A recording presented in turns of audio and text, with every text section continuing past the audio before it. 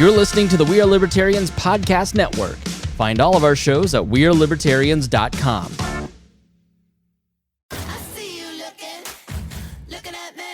Can I have your attention, please? Yes, hi, Wanda Sykes here. You ever think about all the nicknames we have for breasts? Boobs, tatas, the girls, chesticles, bubbies. Heck, you might even have your own nickname for them. And yet, even though they get so much attention, they're still so ignored when it matters most. What's up with that? Well, on February 9th, tune in to see why I'm talking so much about breasts and visit yourattentionplease.com to learn more. This episode is brought to you by Abercrombie. There's nothing better than the perfect jean and going out top combo, or an outfit that perfectly matches your plans. Abercrombie's relaxed jean goes with every occasion. Date nights with something lace, or daytime with a cozy sweater. And their barrel jean will surprise you. It's the trend that will become a staple in your wardrobe. Abercrombie denim comes in tons of rises, fits, and washes. Find your perfect pair online or in store. You're listening to the We Are Libertarians Network. Find more great shows like this at wearelibertarians.com. All right, We Are Libertarians. How y'all doing today? We are probably bad. I guess you're probably bad. Everybody else here is probably bad. I don't think anybody's doing better during this time, but it's the COVID-19 coronavirus. I have Andrew Bowman here. Andrew, how are you today? Wonderful, Hody. How are you doing? Doing great. You might hear Andrew Bowman calling some basketball games at your local radio program. Yeah, never again. Never again. You did a good job. It was fun, but it was kind of cool. I was like, oh, I know somebody famous now.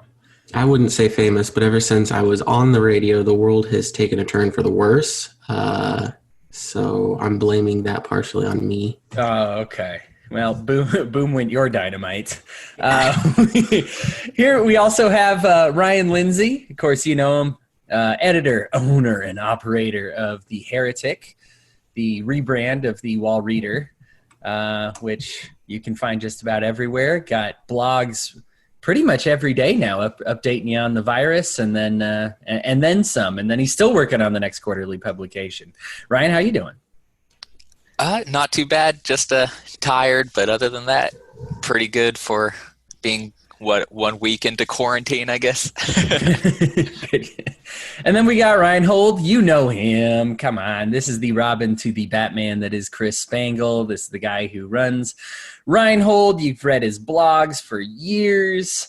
You've probably heard him called everything from a Nazi to a communist just because his views are as intense as his love of liberty. Reinhold, how you doing today, buddy? I'm doing well. I just don't think I can live up to all that, but I will do my best. I'm sure somebody will call you a communist and or a Nazi after this. No worries.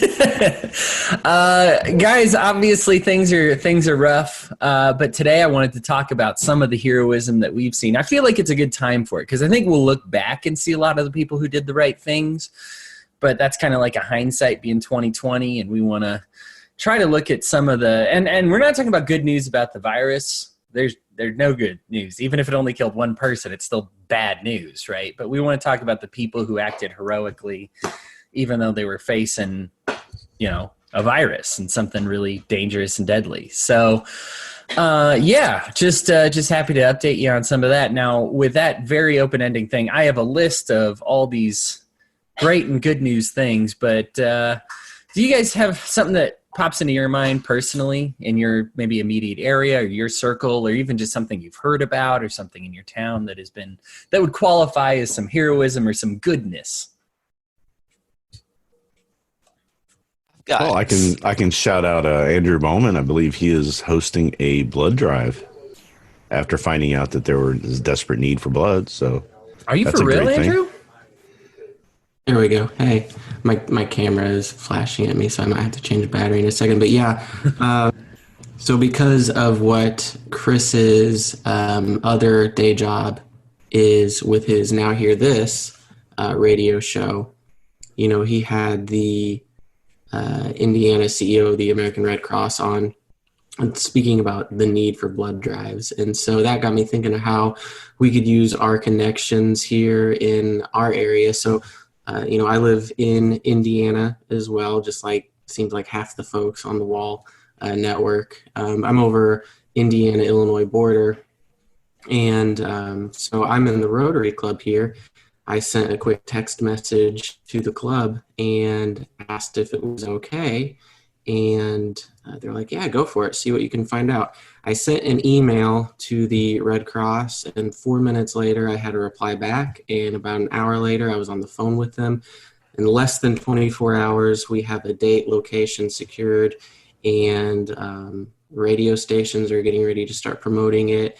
And we have a huge network within our Rotary Club of people who are going to promote the blood drive. And so we're really excited about that, just because how easy it was, right? Like, it was almost no effort. It was an email. It wasn't even an email. It was a fill out a form, a questionnaire on their website. They emailed me, called me, and then we had it good to go, set up, like I said, in less than 24 hours. Now, yeah, it's still, I guess it's 4 weeks away. But from what the interview that Chris did, they said that, in Indiana, 150 blood drives have been canceled in the last week. And across the nation, he said 4,000 blood drives have been canceled in total. So there's definitely a need for it. And it was surprisingly easy to set up. And according to my contact with the Red Cross, the Rotary Club, we really don't even have to do a whole lot during the blood drive. They're like, yeah, you pretty much did all the work you had to do. So it's all in their hands now. They just need organizations to step up to say, hey, we've got a location and we can spread the word and get folks to it. So I guess you can say that's something that we're doing over here. But it all came because of what Chris had in his interview there a couple days ago on Now Hear This. So. Yeah, I'm surprised how many people were enlightened by that. I had no idea that blood was necessary either. You always hear about them having too much, but then a crisis like this happens and you hear nothing but not enough. Rotary is a great group if you're just, for any reason. I mean, they're doing great stuff all the time, but it's really cool that you're there. I know you're helping out a lot there. You have some seniority in the Rotary Club, yeah? I wouldn't even say seniority. I joined a year ago, and I'm already the president-elect, so I won't take over this coming year. It'll be in 2021 is when I'll be president of Rotary. Okay.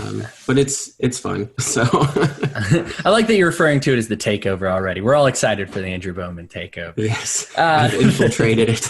Yeah. Honestly, if you work for any organization that's volunteer based and you show up like more than twice, people start being like, okay, well, you're pretty much the leader of this thing. Let's slap some medals on them. It's hard to find volunteers. But if you are in a category of people who can volunteer, I've known, I guess, a couple of nurses that I have that are friends that are just going full time during this thing, even when they don't have to be there. They're helping out, and of course they're salaried, so they don't get any extra for being there on days off, but they know they're needed. And it's one of them's in the Seattle area, which is, of course, getting hit harder than pretty much anywhere else. So Andrew, a cape goes to you, my good friend.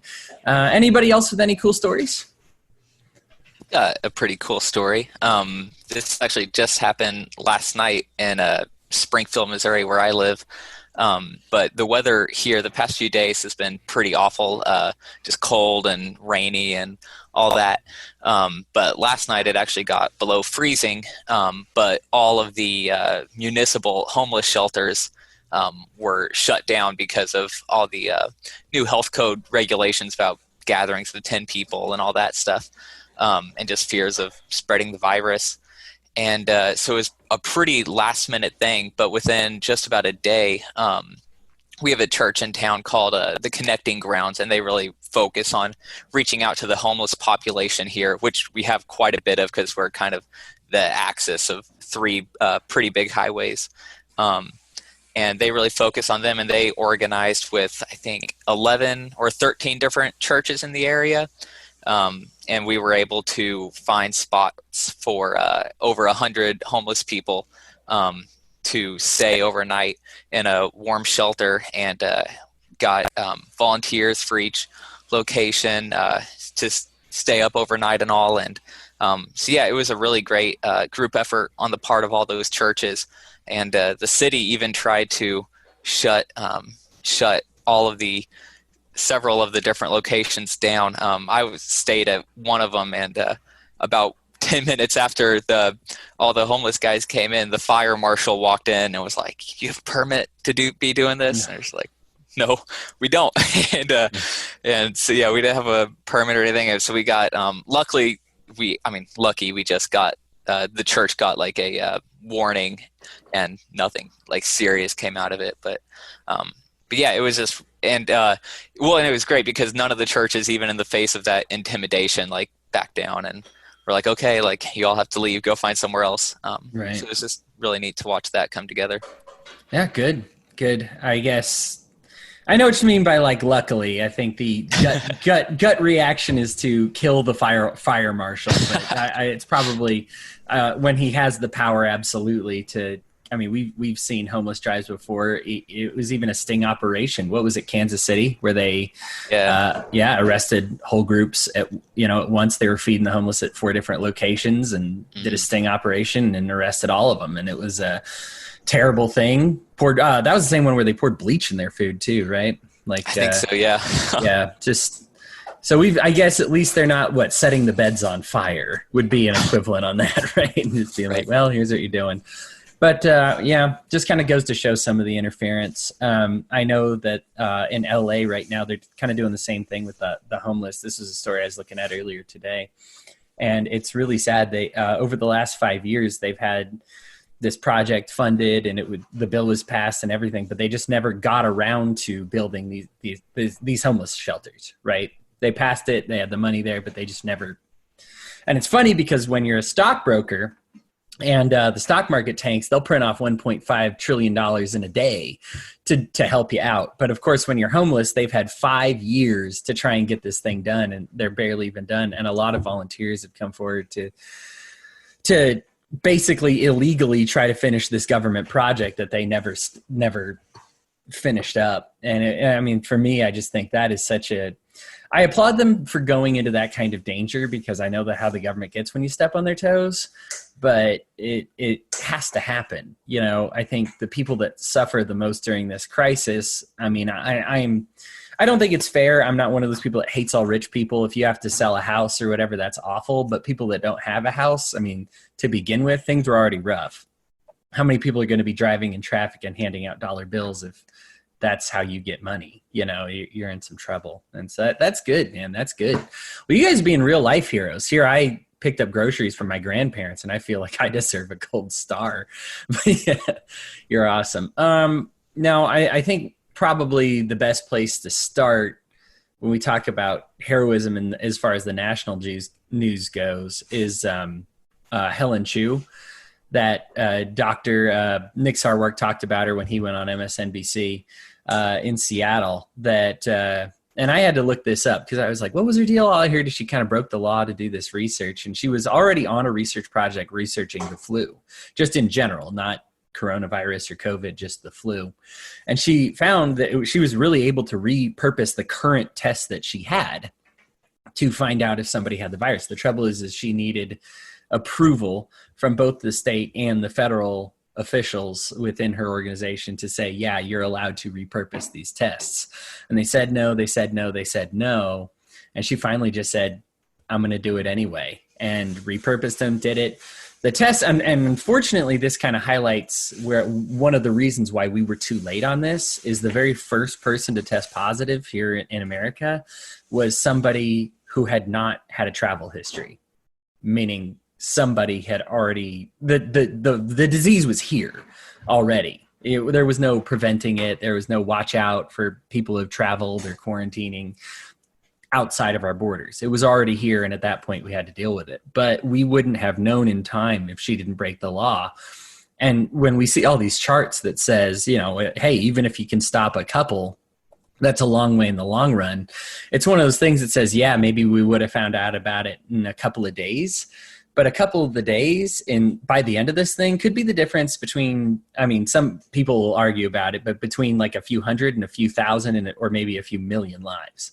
We don't exactly know at this point in time, but that's one of those things that I just find, I get scared about breaking the law. I hate to admit that as a libertarian. I am pretty much a rule follower unless the rule is really, really bad. And in this case, the rule was really, really bad. And I'm glad that she did it.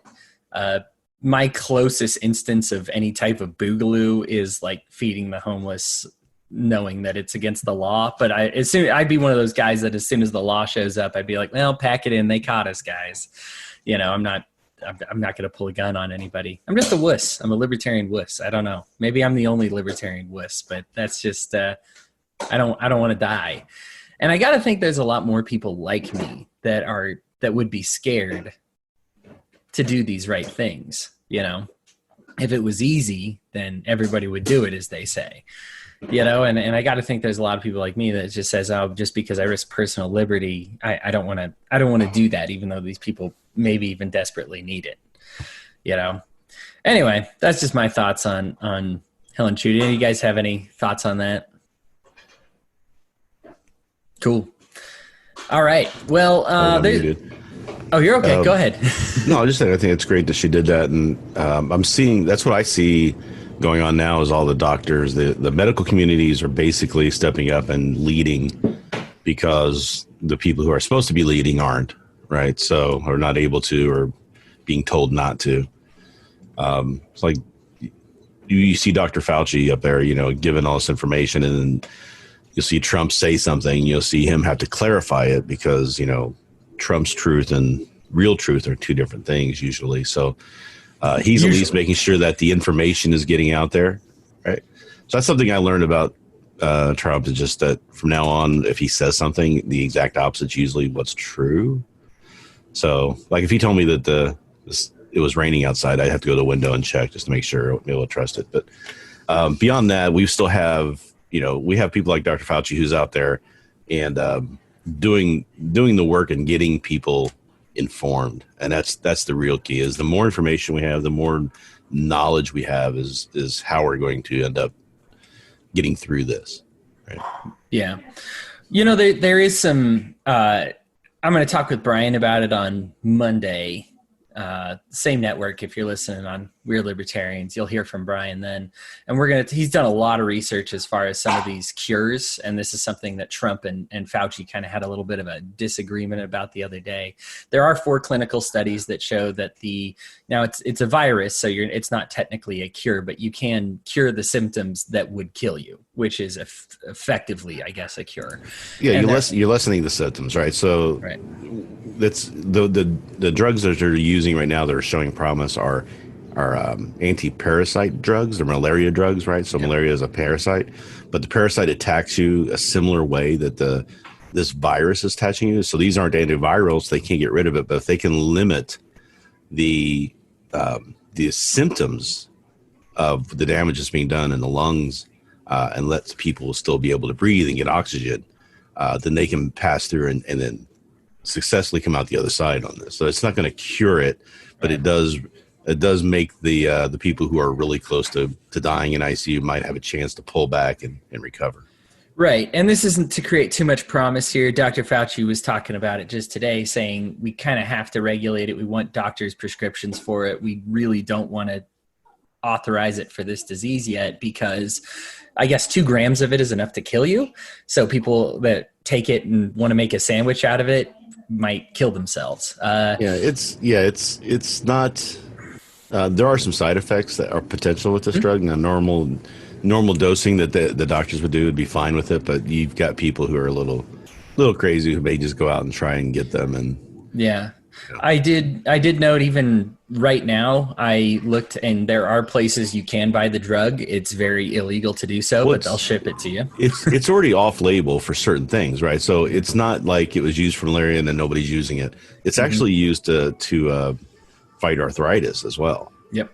Right. So there's other off-label purposes for it. So there are people who have this drug and it's been around. So there are stores of it. It's not a lot, and they're starting to run out already. Yeah. But the doctors are going against all that and going ahead and using it for those critical patients and those people who really need it, and they're seeing some success with it. That's why this is a potential good thing. We just need to know for sure what's going to happen with that. So we still need to do the trials. We still need to do the testing, but there's also people who are dying that if they don't get this drug, they're going to be dead. So there's a lot less risk in giving it to them than it would be to someone who's kind of healthy but might have been tested positive for it. Yeah, and as a doc, you want to talk about people who have skin in the game. If you are a doctor or a pharmacist, whether they say it blatantly or not, if you prescribe something that they've asked you not to, or say that you maybe shouldn't, I mean, just ask anybody who's tried to prescribe opioids for pain, and you look at this, you're looking at a loss of your license, and that's your whole career. And I mean, for me, I just think that's awesome heroism, seeing people that are saying like, hey, this works. Yes, there's some personal accountability you need to have for it. And maybe even the doctors that are doing it would probably still be more comfortable meeting each of these patients, but they understand this isn't exactly a luxury that we have, and they're doing it anyway.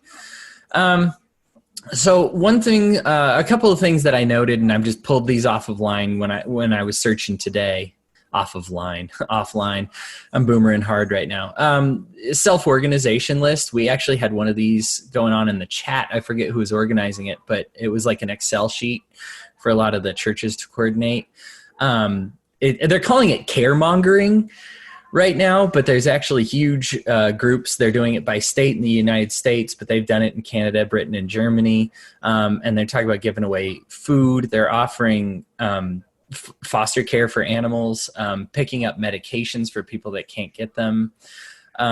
There's actually a woman in the UK who designed a postcard that you can drop off with your neighbors who are self-isolating, and offered to help shop with a friendly phone call. We've used her template here in the United States, and I'm looking at it right now, but just saying, like, you put it on the door, hey, I'm going to pick this card up tomorrow, but hey, check this box. If you need help picking up your mail, getting some groceries, I can help you with that. And be surprised what a big difference it makes to people. I think for me, it is very heartbreaking to look at those pictures of like somebody who's 80, 90, 100 years old at the store and not finding the thing that they need. They shouldn't be out anyway, right? I mean, these are the people that are in the 15%, for 14.3%, whatever it is, chance to die just by getting it. That might sound, it's only 14% chance. I mean, that's high. That's still very high. That's basically if you roll a die, a 6-sided die, and it comes up as 6, you're dead. And that's literally Russian roulette, I believe, right? You put one in the chamber, in a 6 chamber, spin it, and pull the trigger. And that's the odds that these people are looking at right now, just to put it in perspective, just by being out, if they get it. And to see them struggle to find the things that they need, and everybody's struggling to find things they need a little bit, but especially them going place to place, you just say, oh my gosh, if there's a way that they can stay inside, they should stay inside. So that's something good that I saw. Feel free to pop in if you hear something that sounds familiar to this. What was the thing that we did have going in the wall chat? Was that church organization? What was that? You found your person. Now let The Knot help you with everything else. The Knot connects you to the wedding inspo, vendors, venues, and planning tools you need to make your day totally you. Having helped plan 25 million weddings, we've got your back when it comes to every little detail like RSVPs, budgets, and more. Because your wedding comes to life with the connections that matter the most. Get started at theknot.com/audio. The Knot. Let's plan your wedding together. This episode is brought to you by LifeLock. During tax season, your personal info travels to a lot of places. Between payroll, your tax consultant, and the IRS. If your W-2 gets exposed, that's just the ticket for identity thieves. That's why LifeLock monitors millions of data points every second. If your identity is stolen, they'll fix it guaranteed or your money back. Don't let identity thieves take you for a ride. Save up to 40% your first year. Visit LifeLock.com/podcast. Terms apply. BTW, FYI. Visit Nexplanon.com RN to learn about Nexplanon. It's an adjustable implant, 68 milligrams radio pain. Or ask your HCP IRL. Okay, TTYL. we had the Excel sheet and somebody shared it. And I was like, oh, that's really cool. I'm not going to participate, but it's cool. I don't think I remember that. I might have missed it. That's all right. There are stores. Chat. Oh, it's all right. Oh, yeah, one of my other chats. Stores are designated certain hours for at-risk shoppers, which I think is also cool. So, I mean, let's face it. It is easy to say, well, you should have been prepared for the apocalypse as libertarians. We're always prepared for the apocalypse. But, I mean, we live in a society. We know not everybody does. And it's becoming more apparent within my circles that even libertarians weren't fully prepared for even a 2-week shutdown. And there's things that you look at. Like I said, even my food storage, it's cool and it's 2 years worth. But then there's certain things where you're like, man, I really wish I never stocked it with salt. Like it's like plain rice and stuff like that. And I'm just like, oh. There was a meme going out that was really funny where they said, day one of self-quarantine, I've got all the food I need for the next 2 months. I'm set. I've got this or that ready to go. And it was like at 9 a.m. or whatever. That said 1:45 p.m., day zero. Yeah, I went to the store and got some because I wanted a Twix. Yeah. Right? Right. It's not pleasant living, even if you were ready. But I think it's nice that some of these stores are designating hours for at-risk shoppers to be like, hey, let's, if you are in that situation where you are in that compromised immune system category and you really need something, we're going to take real careful precaution, make sure everybody's wearing gloves, masks, everything like that. And they go. China's been hit, I believe, even still. Let me update. Yeah, they're still. Oh no, Italy passed them up, but they have been hit. I guess the second hardest in the world by this. Now this makes sense. They're ground zero. Well, there's some things with the China too. We know that they're not reporting any new cases the last few days, and they're shutting down their special. So they built up these hospitals specifically for this virus, and then they're starting to shut them down now. Yeah. So they don't have anybody going to them anymore. But we're also hearing that that's potentially all propaganda, and they're just not giving out numbers, and they're hiding a lot of stuff. I don't know. I mean, it's hard to say one way or the other on that because we're having a little media war between China and United States because China, I guess we kicked out some of their reporters, so they end up kicking out some of our reporters. So now there's no information sharing going on, and we're rebuilding that big kind of informational wall that we used to have with China back before Nixon, right? So we're getting back to those days now. So that's going to be fun to watch. Oh, so we really just don't know. We can't depend on, just like we're not getting any information out of Russia. According to Russia, they don't even have the virus. And I'm like, yeah, you do. And we know you do. And you're lying.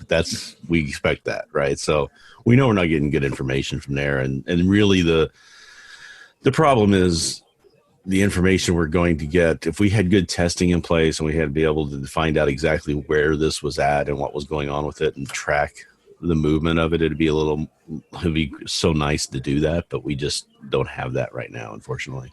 Yeah. There's some, and I did notice that, and unfortunately China would kind of be we need their numbers the most, because if it originates there and there wasn't really the protections in place yet, it'd be nice to see like, hey, is it getting better? Well, the thing worse? is that we think it originated there. Right. I mean, it's I mean, even in the CDC, they said they believe it originated in the Wuhan area in the market. They do believe it, and the story about the wet market thing is apparently bogus. Oh, because even the last CDC thing I said even talked about the wet market. So yeah, they don't think that that's it. They don't think that. So that's it is a variant of a known bat virus. It's a mutation from a bat virus, but it could have been transmitted in a number of different ways other than someone eating a bat in a wet market, right? So it could have been just a bite to a dog. The dog could have passed it on to a human. It somehow mutated so that humans could get it. So that's kind of what happened. So it's very possible this thing had been around for 6 months and we're just seeing it get to people who can get to medical care and get it. So we don't, like I said, I really don't even know where it came from. I mean, I suspect it probably did come from China. It's probably 90% believe that, but I also know that we technically just don't know yet. Yeah, I saw there was some arrests. Like they arrested somebody who like worked at Harvard over here for his role in hiding how it started, and he worked in China. And obviously that's just an arrest. That's not a conviction. I don't know the details of that, but and he was one of those guys working at that, I know the initial thing was this is true. They do have a big disease research center there. I think it's a WHO research center, but and he did work there. And so it's one of those where a lot of people right off the bat were like, oh, it leaked from that facility. And they're like, no. And at this point, there's so much finger pointing. Who can say? Just like the Spanish flu. Where do you think the Spanish flu came from?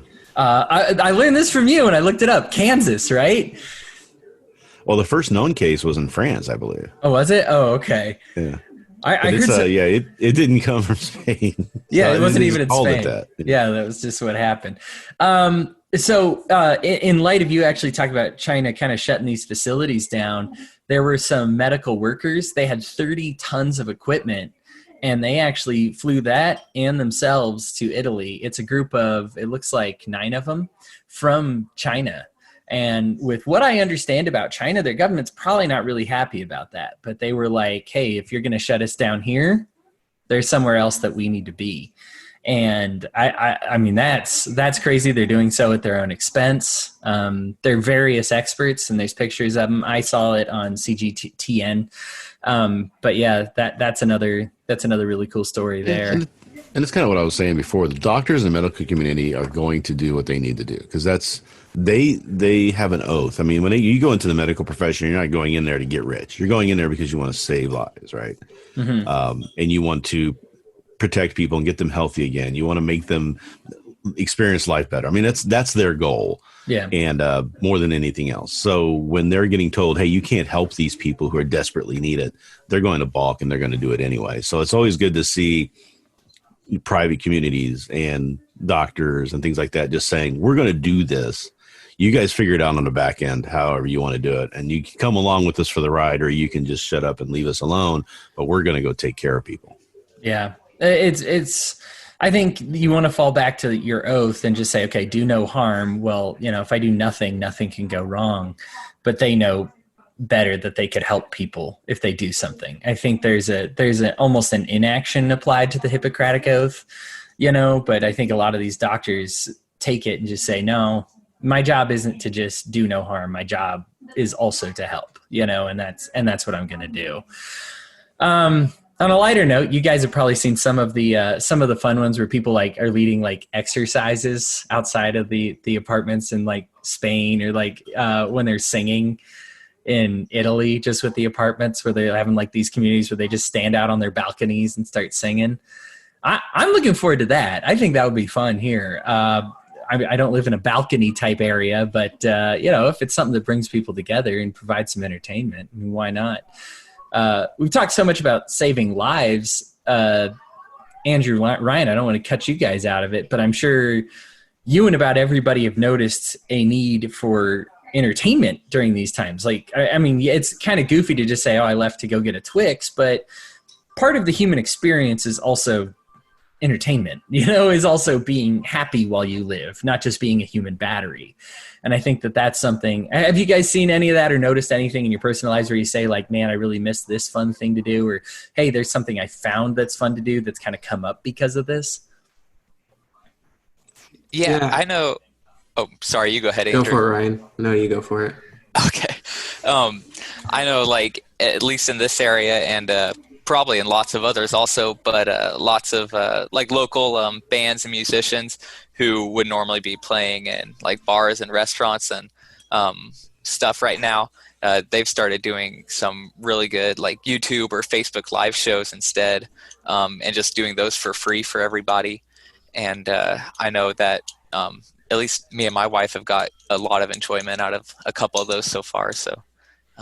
You had an article about that in The Heretic, if I'm not mistaken, what local musicians are doing, right? I did, yeah. And that was actually a guest submission.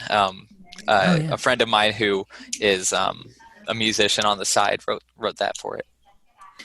That's awesome. All right, Andrew, you were a gentleman. It is now your turn. Right, it's that Midwest hospitality. Megan and my wife and I, we were talking about how, 2 weeks ago, you could just leave the house and do whatever you wanted, go grab dinner, go to a movie or whatever. So here in our community, there's not many places to go out to eat anyway. And now with everything kind of being closed down, I know, Hody, you're part of that camp, the restaurant that's literally, I can see it from this window just down the road from us. They Friday, Saturday, and Sunday carry out only. And so we ordered from them yesterday. It's just a small family-owned little restaurant here. And they only have one phone line. So when I tried to call and place the order last night, it was busy. And I had to call about 3 or 4 times before I could actually get through. When I finally got over there, picked up our food, they were just slammed with orders. It was really cool to see that kind of response from the community, that they know, hey, these folks really need us to help out. Now, when I saw a picture on Facebook, it was like, those restaurants and those places in town that you've always been hitting up for fundraisers. Now it's your turn to give back to them and really make sure we take care of our local, restaurants and whatnot. But just in our community, all the locally owned family places are blowing up with work, with people responding to that call and ordering out when they can, especially during this time.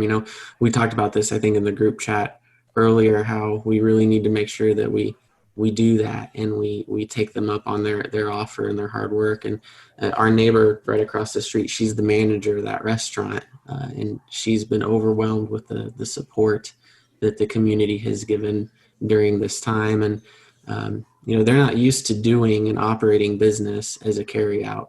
It's a steakhouse, and so for them to switch up their routine, and now they have one of their servers is a delivery driver delivering the meals too. Like, it's really cool to see they're able to adapt that way, and the response that the community has given them in their support. So yeah, these dry stores are going to be available. Your local mom and pop shops might shut down. So if you have the money and that your stores are good for a certain amount of time, yeah, go out to eat to a place as long as they're being safe and smart. Chris and I were going to schedule kind of the debate that we've been having, whether these places should stay open or not. And I don't want to reopen that here. It's something we plan on talking about in a week or so. And I'll wait for that time. But it is something that I think, as a libertarian, when somebody says, hey, we're going to be safe, we're going to be smart, but we care about our employees too. And we're providing an outlet. We've switched up to to-goes. The ramen house that I mentioned, that is hardly a to-go place. They're the ones staying open here against the law.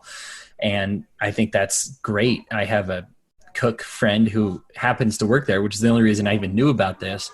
And he was like, yeah, if they shut down, I would not be able to afford my bills. I would be in a lot of trouble. I think if anybody in the restaurant industry, they are hurting right now, for sure, on some level. I mean, I'm sure even the server that went delivery driver isn't making what he's used to making.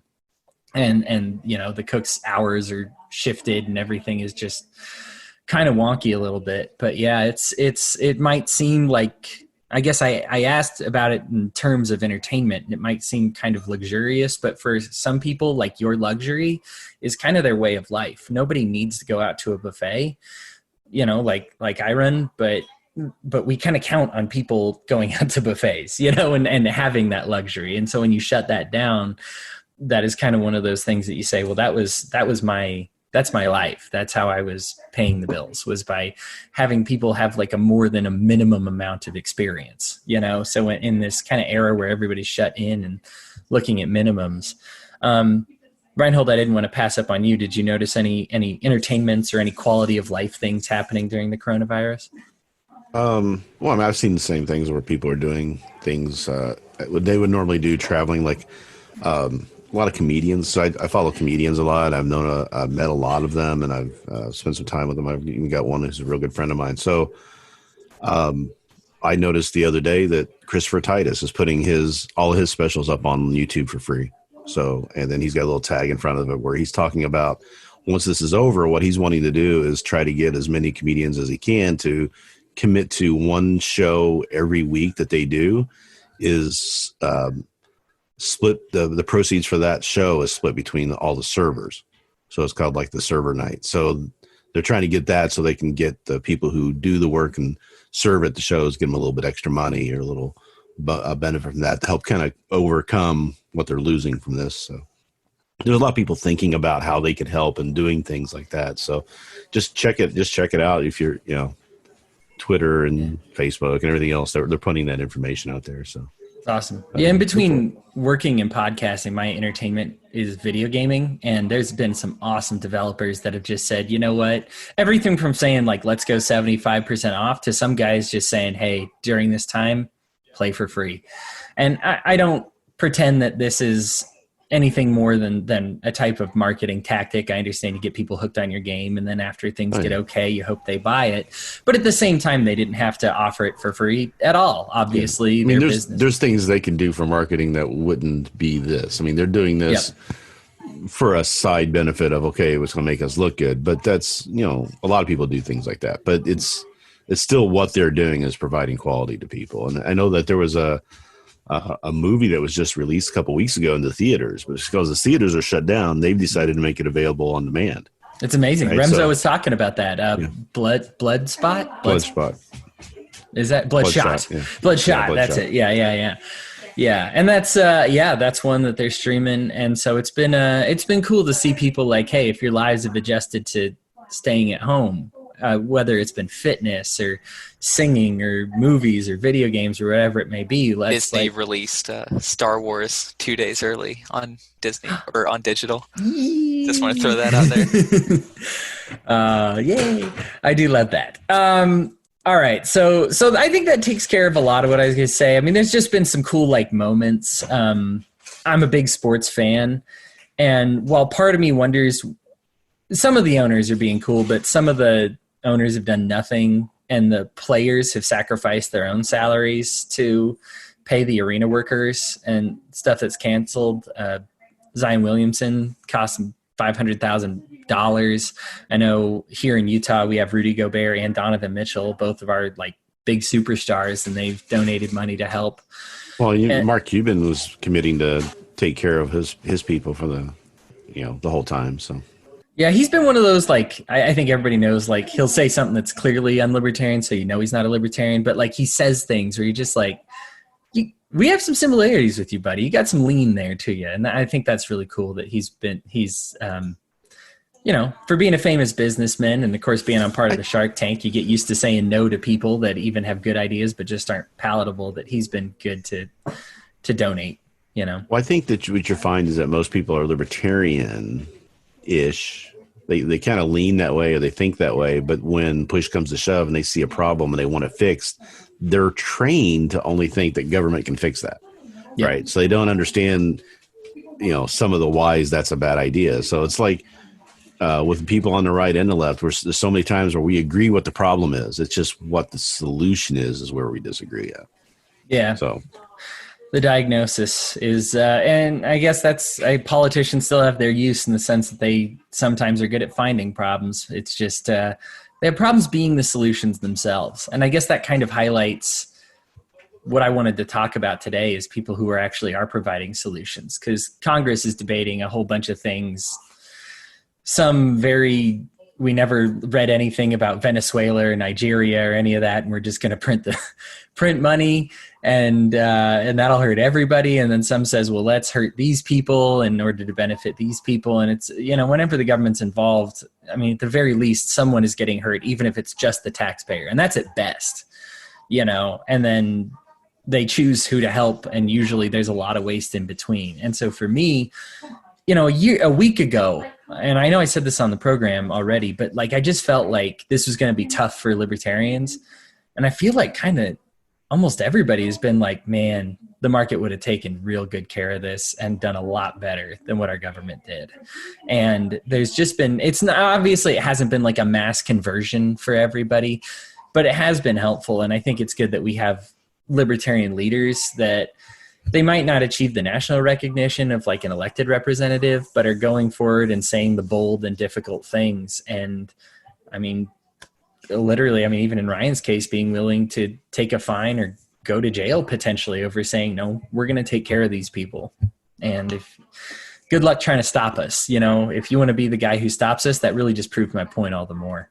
That's kind of all I had to say, man. I just wanted to talk about some good news during this early times. We'll look back, of course, and find more heroes, I'm sure. But, we're now that we're kind of either early or in the thick of things, just wanted to find some people that are doing the right things. I do want to give everybody a sec with some last words. You can say whatever you want, anything that's on your mind. Just take a couple minutes and we'll wrap up here. But Ryan, why don't we start with you? Yeah, I guess I just want to real quick do a shout out to all the people who are working at all the grocery stores and convenience stores and all, or any other the restaurants that are still doing to-go orders. Just all the people who are keeping things going afloat right now. I just feel like a lot of the times they're super underappreciated in society and kind of looked down as like, oh, this is the job for college dropouts or people with GEDs instead of high school diplomas. But I think the past week or so, they've really proved how important they are. So I just want to shout out to them. And nobody complains about a high school dropout when they're cleaning your toilets and stocking your groceries and fixing your problems and changing your sink. Yeah, it's for sure. Reinhold, why don't you go next? Yeah, so I don't know if I really have much to add to all that. I mean, I have kind of been living in a quarantine type of state for the most part for the past several years. So, I mean, this is kind of not that new to me, but it is a little surreal to go. So this morning I did go to the grocery store because I do have to go every so often. And I went this morning as they opened, and just you could see the people who are working there were just tired. They've been going through a lot and working hard. And I stop and talk to a couple just because, social distance, I'm not going to be right up in their face or anything. But yeah, I always try to talk to them and make them feel a little bit better and let them know that we appreciate it. So, and they were telling me that it's actually as bad as what I saw this morning. It was worse days before. So they're feeling like it's starting to kind of letting up. But the store was like half stocked, and there were people who were there right at open, and they were trying to get in there and get the stuff and get out. And it's like, I just wish people would calm down a little bit on that sort of thing. There's going to be food. There's going to be stuff for you to take care of and to take care of yourself. And we're going to get through this. And but I did appreciate the amount of work you could see that they had been doing in there. And I went into a gas station to go to the bathroom, and it was probably the cleanest I've ever seen a gas station bathroom. It smelled like antiseptic. It was so clean. And they're really doing a major job. I watched the guy, because I was the only one in there, and I was watching the guy who's working there, was putting vinegar in the machines, because that's a new thing now. They run the vinegar through to make sure that everything gets clean. So if they give you food, that it's been disinfected through that way. So really, everybody's taking it seriously. Everybody's trying to do the best thing that they can do, and but they're still trying to provide a service that needs to be provided. So I think the people are going to get through this. It's the political stuff that's going to be what's the fallout and who we point fingers at. And that's unfortunate, but that's just the way it's going to be because of the way things were. So nature of government, Yeah. Well, they told us not to freak out for a long time. So they're going to get some fingers at them. But right now, I think you're right. We need to focus on, let's get through this, and we can worry about kicking some butt later. I think we let the market shine now, and it just makes our point all the better. I think if we just blame them now, it just kind of goes to show, like, where were you when we needed you? As opposed to the get out of our way and let us handle our business. Andrew, go ahead and finish this up, buddy. Right. So I think as we continue to kind of get through this together, we're going to see a lot of people realize how disconnected they were before. And that book, Them, that we were reading with Ben Sass, he talked about how we've lost that community aspect and that community feeling. And I've really kind of seen on social media and Facebook, people finding new ways to connect to one another. Scrolling through Facebook a little bit earlier, you can see screenshots of people who have FaceTimed with 6 or 7 of their friends or family members, and they're starting to do things a little bit differently. And I feel like, and I'm hoping that after this is all said and done, people have a better connection with their friends and family and neighbors.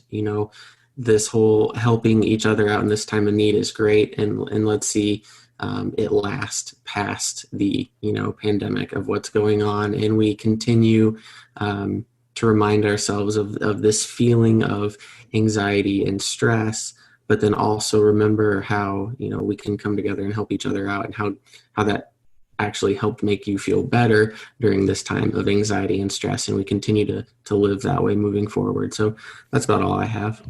Yeah, no, that's awesome. We can, the best place to start with liberty is the people closest to you. I think we try so hard to reach strangers on social media and Instagram because that's what we kind of see leaders, the people we consider leaders doing.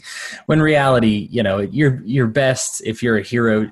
It's hard to be a hero to somebody online. It's easy to be a hero to your own family. And I know there's a lot of jokes one way or another that a lot of people are the divorce rate's going to spike after this, getting stuck with your spouse for a certain amount of time. Well, can be we difficult. got a boomer, we got a whole generation we call boomers because of the baby boom, because of the, result of coming out of World War II. Are we going to see pandemic boomer, type of thing? So, well, hopefully that's what they're doing instead of getting a divorce, not to be crass, but I mean that would be a little better. But this is really the promise that I always saw with the interconnectedness of the internet and then social media on top of that, is that we can become more, and the problem was we were becoming more separate for some reason, for the political reasons. We were becoming separate from each other, putting up little walls, little groups, little sects that we were kind of fighting with each other and getting into echo chambers. And now I think we might be able to see the true promise of social media, where people can start really connecting. Like I know my neighbor because I grew up always trying to know who your neighbors are, but I see a lot of people who don't, who's never really cared or figured out who their neighbors were. But I know who my neighbors are. They help me. I help them as best I can whenever something comes up, and they're really awesome people. And I haven't seen them for a couple of weeks, right? So I can reach out to them on Facebook and say, hey, are you need anything? Are you want anything? What's going on? What's, can we do to help? And I just think that that's really the benefit. And I think hopefully we'll start seeing that become the forefront and the main purpose of social media, instead of people just trying to tear everybody else down. Yeah. Yeah. And hopefully, I guess it gains some more legitimacy as opposed to just, a thing to do in our free time. It becomes an actual method of communication, which, like you said, I think that was the promise, right? That was the hope. So yeah, that's good.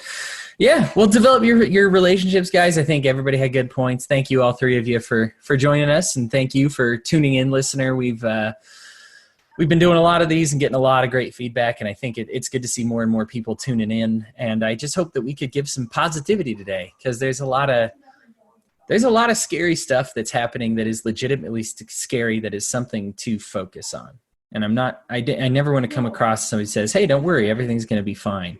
But that doesn't mean good news goes out the window, and when you see these types of things, we can't be so focused on Joker that we forget about Batman. It's a villainy has a place, but it needs to be put in its place.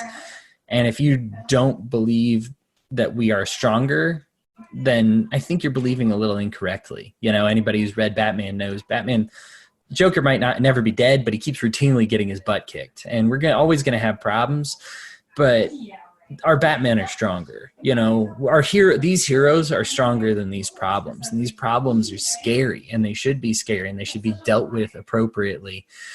But let's not forget that we're stronger. And you're stronger. If you're listening to this and you're turning in, you're probably one of those people who care. And right now, nothing means more to your family than somebody who can give them good and honest advice, care about them, be safe with them, but also just be their relief. If we're going to be trapped together, let's not think of it as a trap and think of it as an opportunity. I know for me, I've gotten closer with my gal and both her kids. And I actually, we got closed early, but I had Tuesday, Wednesday off anyway. So I've only been shut down for 3 days, and I've already got closer to them. If our finances would last forever, yeah, let's do this all year. I'm kind of looking forward to it, but hopefully you feel the same way, guys. Thanks again for tuning in, and we will talk to you tomorrow. You're listening to the We Are Libertarians Network, and you can find more great shows like this at wearelibertarians.com. Shows like We Are Libertarians with Chris Spangle, The Brian Nichols Show, The Boss Hog of Liberty, Now Hear This with Chris Spangle, Gingerarchy with Trisha Stewart-Mann, and our training podcast, Upward, Libertarian Activism. All of these shows are supported by our patrons. If you'd like to become a Patreon member, visit wearelibertarians.com. Thank you so much for listening to this show.